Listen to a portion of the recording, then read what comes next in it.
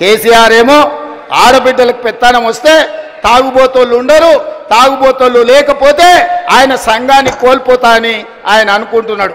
ఎందుకంటే ఈ రాష్ట్రంలో తాగుబోతుల సంఘానికి ఏకగ్రీవ అధ్యక్షుడు ఎవడని ఉన్నాడా అంటే ఆయన కేసీఆర్. కానీ మన కేసీఆర్ దేనికి బ్రాండ్ అంబాసిడర్ అయ్యా?